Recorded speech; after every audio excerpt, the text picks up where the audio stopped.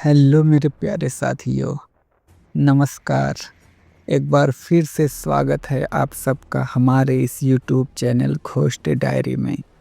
एक बार फिर से मैं आप लोगों के लिए एक बहुत ही भयावह और खौफनाक कहानी को लेकर हाजिर हुआ हूँ। तो दोस्तों, इस कहानी को लास्ट तक आखिरी तक ज़रूर सुनना और फिर कमेंट में हमें ज़रूर बताना कि ये कहानी आप लोगों को कैसी लगी। कभी कभी मोहब्बत इतनी गहरी होती है कि मौत भी उस रिश्ते को नहीं तोड़ पाती। और जब ऐसी अधूरी मोहब्बत आत्माओं के बीच हो तो वो दुनिया के सबसे डरावने रूप में लौटती है। आज की कहानी कुछ ऐसी ही है। आत्माओं का प्रेम जाल, एक ऐसा प्यार जो मौत से भी जिंदा है और जो किसी भी इंसान को अपने जाल में फंसा सकता है। तो स्वागत है आपका हमारे इस चैनल घोस्ट डायरी में, जहां हर कहानी में डर ही नहीं बल्कि सच्चाई की ठंडक भी होती है। अगर आप दिल से बहादुर हैं तो अगर आप दिल से बहादुर हैं तो इस वीडियो को एक लाइक ज़रूर करना और कमेंट में हमें ज़रूर बताना कि ये कहानी आप लोगों को कैसी लगी, और चैनल को सब्सक्राइब ज़रूर करें।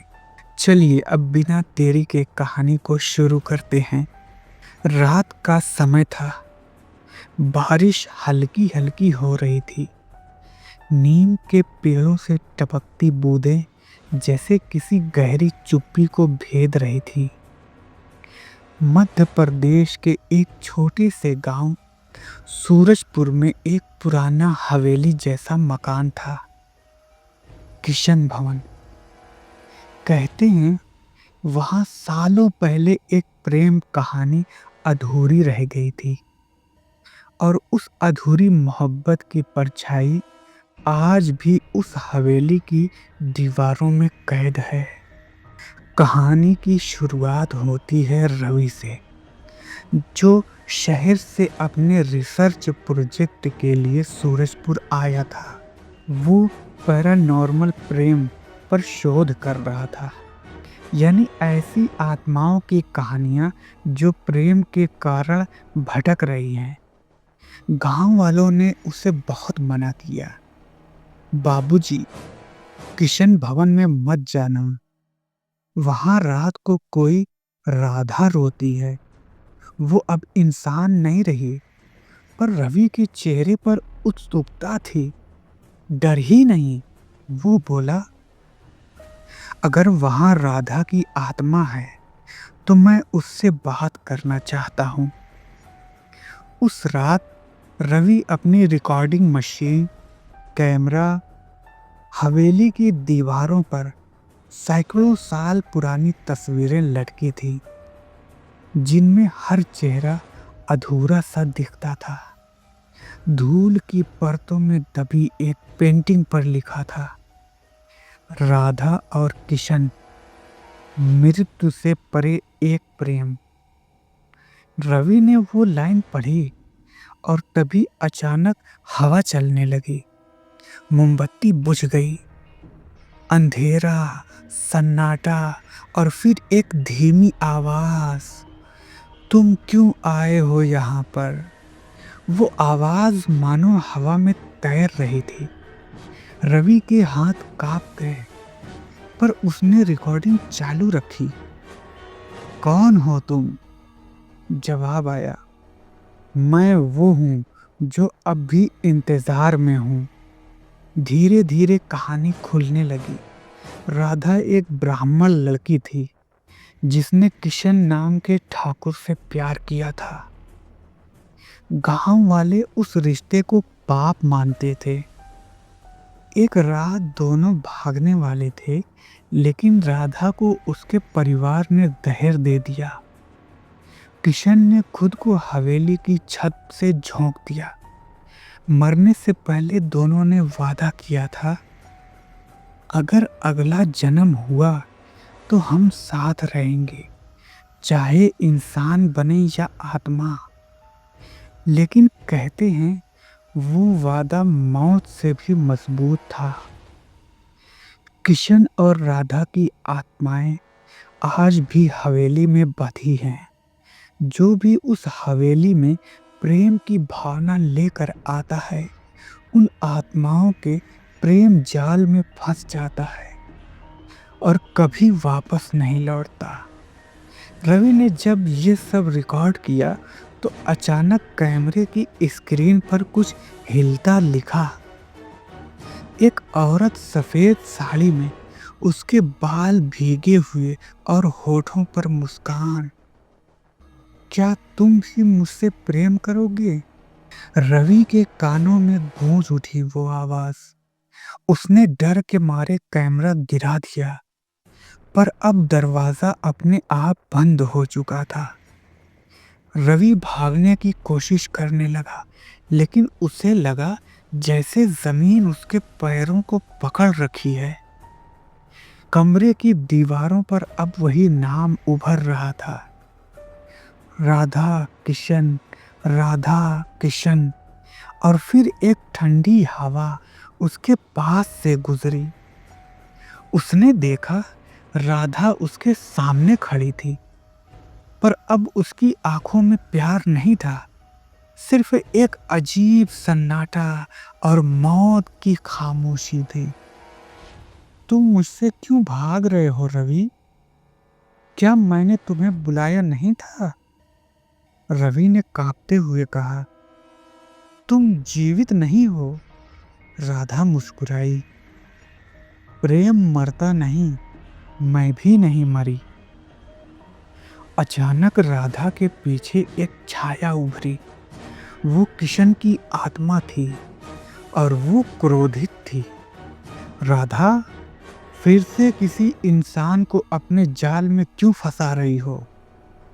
राधा की आंखें लाल हो गईं, क्योंकि वो मुझे देखता है, सुनता है, मुझसे डरता नहीं, और मैं उसे अपना बनाना चाहती हूँ। रवि चीख पड़ा, नहीं, लेकिन अब बहुत देर हो चुकी थी। राधा ने अपनी ठंडी हथेली उसके चेहरे पर रख दी थी और रवि की आंखों के सामने सब कुछ धुंधला पड़ने लगा था। रात और गहरी हो चुकी थी। हवेली के बाहर कुत्तों के भौंकने की आवाजें जैसे किसी अनहोनी की गवाही दे रही थीं। रवि अब होश में था, मगर उसके शरीर में हर जगह ठंडक उतर गई थी। वो समझ नहीं पा रहा था कि जो कुछ उसने देखा वो सपना था या हकीकत। धीरे धीरे उसने अपनी टॉर्च उठाई। मोमबत्ती की बुझी लौ के पास जमीन पर कुछ लिखा था, अब तुम हमारे हो। उसके दिल की धड़कन जैसे कानों में गूंज रही थी। उसने अपने कैमरे को देखा। रिकॉर्डिंग बंद थी, लेकिन कैमरे की स्क्रीन पर धुंधली सी दो परछाइयां नाच रही थी, राधा और किशन। दोनों उसके आसपास, पर दिखाई नहीं दे रहे थे। रवि ने खुद को संभाला और हवेली की पिछली मंजिल की ओर बढ़ा। वहां दीवारों पर पुराने लहू के धब्बे थे और एक कोने में टूटी हुई चौकी पर वही तस्वीर रखी थी, राधा और किशन की। पर अब तस्वीर में कुछ अजीब था। राधा के पास खड़ा किशन गायब था।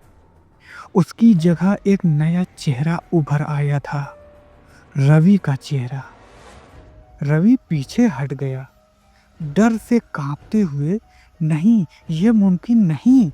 अचानक उसकी पीठ के पीछे से एक धीमी फुसफुसाहट हुई, अब तुम मेरी किस्मत हो रवि।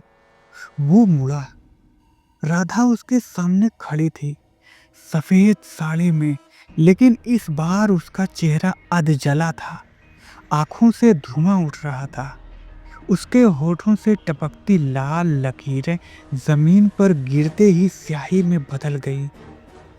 कह दो कि तुम मुझसे प्रेम करते हो। रवि की सांसें तेज होने लगी। उसने पीछे हटते हुए कहा, तुम तुम इंसान नहीं हो। राधा मुस्कुराई। प्रेम करने वालों को कभी इंसान नहीं रहना पड़ता। हम तो वो हैं जो मौत से भी नहीं डरते। उसके बाल जमीन तक फैल गए। कमरा अंधकार में डूब गया और रवि के चारों ओर अब सैकड़ों परछाइयां घूमने लगी। हर परछाई किसी प्रेमिका की लगती थी, लेकिन उनकी मौत अधूरी रह गई थी। हर आत्मा एक ही बात दोहरा रही थी, प्रेम अधूरा रहे तो आत्मा अमर हो जाती है। रवि ने कोशिश की भागने की, पर जैसे ही वो सीढ़ियों की ओर भागा, दीवारों से हाथ निकलने लगे। ठंडी, सड़ी हुई उंगलियां उसके कपड़ों को खींचने लगी। कमरे की आवाज गूंज उठी। एक नया प्रेमी हवेली में आया है। अब गिनती बढ़ जाएगी। रवि ने पूरी ताकत से उन हाथों को झटक दिया और हवेली की खिड़की से कूद पड़ा। पर तभी उसे एक और अजीब सी चीज दिखी। हवेली के सामने मिट्टी पर उसके नाम की खुदाई हो चुकी थी। यहाँ विश्राम करेगा रवि। उसके पैरों तले जमीन कांप उठी। वो भागता हुआ गांव की तरफ निकल गया। गांव पहुंचकर रवि ने सरपंच के दरवाजे पर दस्तक दी। बूढ़े सरपंच ने दरवाजा खोला तो देखा रवि का चेहरा पीला पड़ चुका था। आंखें लाल हो गई थी और शरीर कांप रहा था। बाबूजी, राधा वो अभी भी वही है। सरपंच का चेहरा फीका पड़ गया।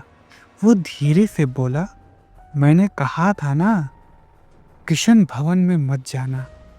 फिर उसने दीपक की लौ कम की और धीरे से कहा, उस हवेली का राहत किसी ने नहीं जाना बेटा। जो भी वहां गया या तो मर गया या फिर लौटकर इंसान नहीं आया। रवि कांपते हुए बोला, वो मुझे अपने जाल में बांध रही है। हर जगह उसकी आवाज सुनाई देती है। तभी बाहर से किसी औरत के गाने की आवाज आई, धीमी मगर बहुत हल्की मीठी सी आवाज, किशन, मेरे प्राण किशन। रवि के कान खड़े हो गए। वही आवाज जो हवेली में गूंजी थी। वो झट से बाहर भागा, पर सरपंच ने उसका हाथ पकड़ लिया। रुक जा पागल, वो तुझे वहीं खींच ले जाएगी। रवि चिल्लाया, वो मुझसे प्यार करती है। सरपंच ने ठंडी सांस ली। हर आदमी यही सोचता है और फिर कभी लौट कर नहीं आता। रवि और रात दोनों बढ़ गई। रवि को नींद नहीं आई। हर बार आंख बंद करते ही उसे राधा का चेहरा दिखता है। कभी हंसता हुआ, कभी खून से सना, कभी अपने लहूलुहान हाथ उसकी ओर बढ़ाता हुआ। अचानक उसने महसूस किया उसकी गर्दन पर किसी ने हाथ रखा है। वो चौंक कर उठ खड़ा हुआ, पर वहां कोई नहीं था। सिर्फ हवा में किसी की धीमी आवाज, तुम किशन हो। रवि का सिर घूम गया। आवाज फिर वहीं से आ रही थी, तुम लौट आए हो मेरे पास, मैं राधा हूं। रवि ने आईने में देखा और उसकी आंखें चौड़ी रह गई। उसके चेहरे पर अब धीरे धीरे किशन का चेहरा उभरने लगा था। थोड़ी सी बनावट, आंखों की गहराई, बालों की लटें और सब वैसा ही। वो हाँफते हुए गिर पड़ा। नहीं, मैं रवि नहीं हूँ, मैं किशन नहीं हूँ, मैं रवि हूँ। पर राधा की आत्मा अब उसके भीतर उतर चुकी थी। आईने में उसकी परछाई मुस्कुरा रही थी और उसके होंठ खुद ब खुद बोल रहे थे, राधा, मैं लौट आया हूँ। रात का तीसरा पहर था। हवाओं में एक अजीब सी ठंडक थी। वो ठंड जो शरीर में नहीं, आत्मा में उतरती है। रवि जो अब खुद को रवि नहीं बल्कि किशन समझने लगा था। झोंपड़ी के बीचों बीच बैठा था। उसकी आंखें आधी खुली आधी बंद और होठों पर एक अजीब मुस्कान थी। गांव वाले उस रात डर से अपने दरवाजे बंद कर चुके थे। किसी को पता नहीं था कि अब हवेली का शराब गांव में भी उतर आया था। दूर से वही स्त्री स्वर गूंज रहा था, किशन, मेरे प्राण किशन। रवि के कानों में वो आवाज जैसे ही सीधे उसके दिल से टकरा रही थी। वो धीरे धीरे उठा, जैसे किसी अनदेखी ताकत के इशारे पर चल रहा था। उसके कदम मिट्टी में खुद अपनी लकीर छोड़ते जा रहे थे। गांव के लोग झोपड़ी की खिड़की से झांक रहे थे। सरपंच की बूढ़ी आवाज आई, लो, एक और गया हवेली की तरफ। कोई बोला, वो तो जीवित नहीं लौटेगा। रवि अब हवेली के सामने पहुंच चुका था। दरवाजा अपने आप खुल गया, जैसे किसी ने उसे आने का निमंत्रण दिया हो। अंदर धुंध थी, लेकिन दीवार पर दीपक जल रहे थे। हर दीपक के पास एक चेहरा उभरा था। सैकड़ों आत्माएं जो हवेली के प्रेम जाल में फंसी थीं। रवि ने कदम रखा और हवेली की दीवारें गूंज उठी। स्वागत है किशन। राधा ही जैसे ही हवेली जैसे ही रवि हवेली के बीचों बीच पहुंचा, राधा सामने आ गई। वो पहले जैसी नहीं थी। उसके शरीर से अब रोशनी निकल रही थी, जैसे उसके चारों ओर कोई दिव्य आभा थी। उसकी आंखों में आंसू थे। तुम आ गए, मैंने वादा किया था तुम लौटोगे। रवि ने राधा का हाथ थामा। हाँ राधा, अब कोई हमें अलग नहीं कर सकता। और उसी पल हवेली के हर कोने से आवाजें आने लगी, मुक्त कर दो हमें, मुक्त कर दो हमें। सैकड़ों आत्माएं जैसे इन मिलन से जाग उठी। कुछ हंस रही थी, कुछ रो रही थी, कुछ दीवारों पर सिर पटक रही थी, क्योंकि हर आत्मा वही चाहती थी जो राधा को मिला, अपना प्रेम पूरा करना। राधा ने रवि के चेहरे को छुआ और अचानक सब कुछ थम गया। घड़ी की टिक टिक, हवाओं की आवाज, सब जैसे रुक गई। फिर उसने कहा, अब तुम मुझे छोड़कर कभी नहीं जाओगे, न इस जन्म में न अगले जन्म में। रवि के गले से एक हल्की कराह निकली, जैसे उसकी सांसें अब किसी और के वश में थी। वो बोला, राधा, मैं तुम्हारा हूं। उनके होठ करीब आए, पर जैसे ही उनका स्पर्श हुआ, पूरा कमरा जल उठा। दीपक एक साथ बुझ गए। राधा की आत्मा अब चीखने लगी, नहीं, ये प्रेम मुझे पूरा क्यों नहीं होने देता। वो आग की लपटों में घिर गई। रवि उसके पास पहुंचना चाहता था, लेकिन उसके कदम जमीन से चिपक गए। हवेली कांपने लगी, दीवारें टूटने लगी, हर कोने से आत्माएं निकल रही थीं। हम सब यहाँ प्रेम में मरे, हमें शांति चाहिए। राधा चीख पड़े, शांति प्रेम की दुश्मन है। उसकी आंखों से खून बहने लगा। रवि चिल्लाया, राधा रुको, अब ये प्रेम नहीं, विनाश है। पर वो सुन नहीं रही थी। उसकी आत्मा अब आग और धुएं में बदल रही थी और हवेली की छत से आसमान तक एक लाल लपट उठी। अचानक उसी आग में से तीसरी आकृति उभरी। वो किशन की असली आत्मा थी। वो बोला, राधा, ये मैं हूं, वो नहीं। राधा ने आश्चर्य से देखा, किशन, तो फिर ये कौन है? रवि किशन ने रवि को देखा। ये हमारा पुनर्जन्म नहीं, ये उस हवेली का चुना हुआ अगला शिकार है। राधा की आंखें फैल गईं। नहीं, मैंने उसे महसूस किया था। किशन बोला, तू हर जन्म में किसी न किसी को अपने जाल में फंसा लेती है, पर प्रेम कभी जबरदस्ती नहीं होता राधा। राधा की आत्मा थरथराने लगी। उसके हाथ धीरे धीरे हवा में घुलने लगे। नहीं, मैं उसे नहीं जाने दूंगी। उसने अपने दोनों हाथ फैलाए और हवेली की सारी आत्माएं फिर से उसके अंदर समा गई। एक गूंज उठी, अब ये हवेली मेरा हृदय है। दीवारों पर खून की धाराएं बहने लगी। रवि चिल्लाया, राधा, मुझे छोड़ दो। लेकिन अब राधा हवेली बन चुकी थी। उसकी आवाज चारों तरफ से आ रही थी।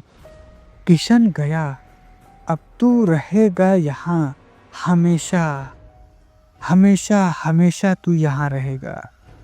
धन्यवाद मेरे प्यारे साथियों।